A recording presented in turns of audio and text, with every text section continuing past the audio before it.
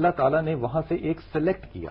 یہ سلیکشن جو ہے خدا کی، یہ چانس تو نہیں ہو سکتا؟ نہیں، مرضی سے ہے اس کی، وہ تو جو چاہتا ہے. اس کا کوئی کرائٹیریا بھی تو ہوگا. یہ اللہ ہی بہتر جانتا ہے کیا کرائٹیریا. لیکن یہ کہ جب تک اس کے ساتھ روح پھونک کی نہیں گئی ہے وہ آدم نہیں بنا. اس وقت تک وہ حیوان آدم کہہ سکتے ہیں آپ اسے، ابھی وہ انسان آدم وجود میں نہیں آیا، اس روح کے ساتھ آیا ہے. اچھا، اب جو اس کے بعد جب یہ معاملہ ہو گیا اور اس کو اللہ نے خلافت عطا کی اپنی زمین کی، انی جاعل فی الارض خلیفہ. اب ظاہر بات ہے کہ اس کائنات کے اندر جو کارندے ہیں اللہ کی خلافت سے مانی اس کا نائب ہو گیا، اللہ کا نائب ہو گیا. تو اس کا مطلب اسے اختیار حاصل ہو گیا. اس حوالے سے اب ظاہر بات ہے کہ اس کائنات میں جو اللہ کے کارندے ہیں، فرشتے، اہلکار ہیں، اگر وہ خلیفہ کے تابع نہ ہوں تو خلافت کیسے چلے گی؟ لہذا فرشتوں سے سجدہ کرایا ہے آدم کو.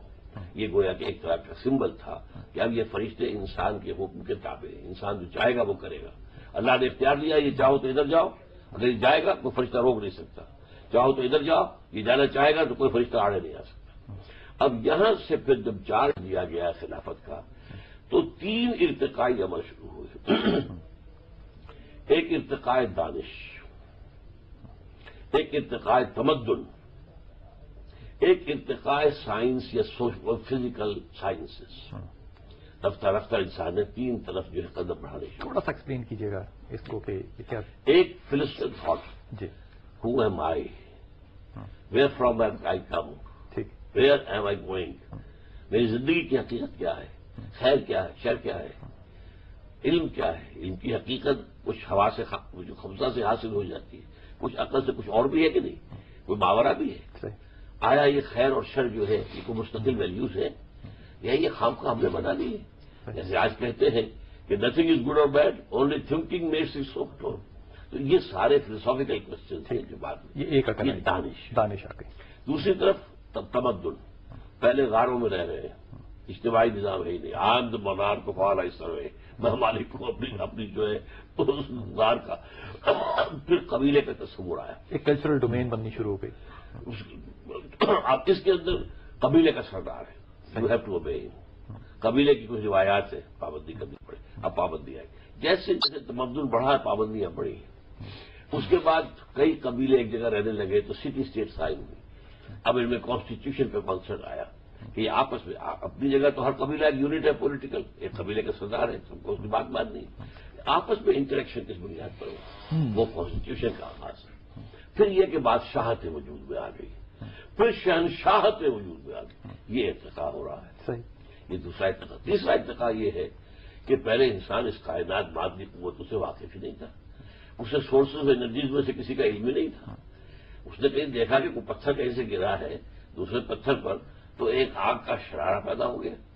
اچھا، تو اس نے 2 پتھر ٹکرائے، وہ نکال لیا جاتی ہے، آگ ہی جاتی ہوگی.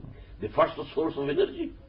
اب اس کے بعد کہیں اس نے دیکھا کہ ایک ہانڈی چڑھائی ہوئی تھی چولہے کے اوپر اور اس کے اندر سے کھدمت ہو رہی تھی، تو اس کے بعد ڈھکنا جو تھا ہلنے لگا. بھائی اسے کون ہلا رہا، یہ کون غیر بڑی سائنٹیفک ایوولوشن بھی ساتھ شروع ہوگی. ٹھیک، سائنٹیفک ایوولوشن ہمارا جو ہے ہوتے ہوتے بہت سلو رفتار سے گیا، بہت سلو.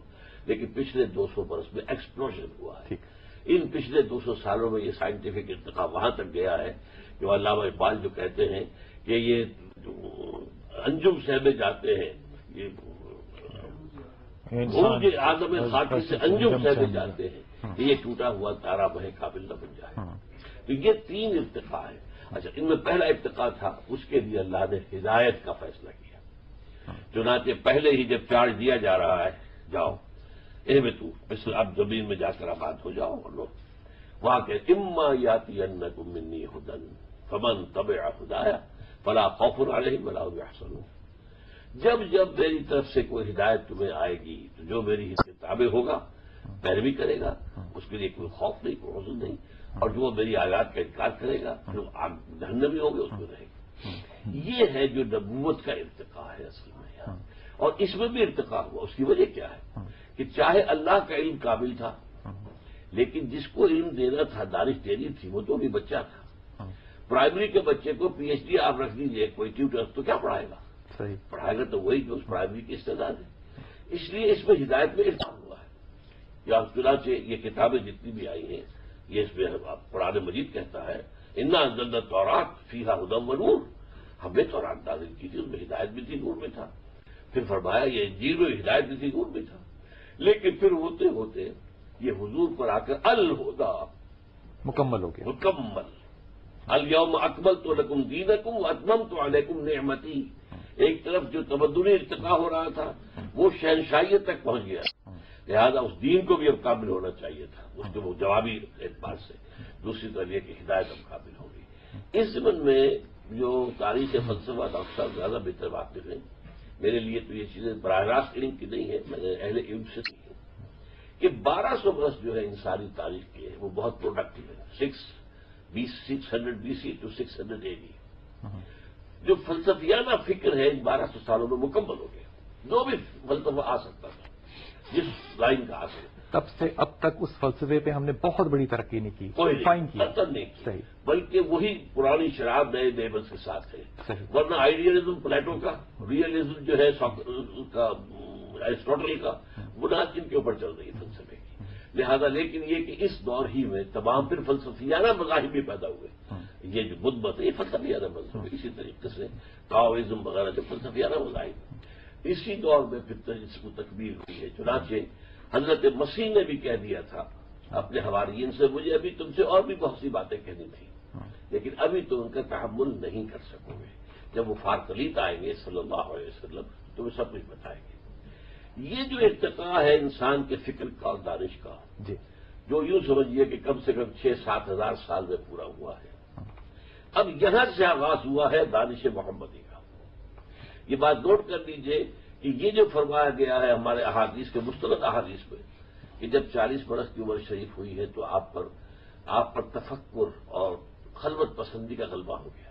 حبب الیہ الخلاء فکان یخلو بغار الحرا، آپ جا کر کئی دن غار حرا میں بیٹھتے تھے. اب سوال پیدا ہوتا کرتے کیا تھے؟ یتحدث فیہ. ہم اس بحث کو یہیں سے دوبارہ لیتے ہیں انشاءاللہ. چھوٹے سے وقفے کے بعد حاضر ہوتے ہیں.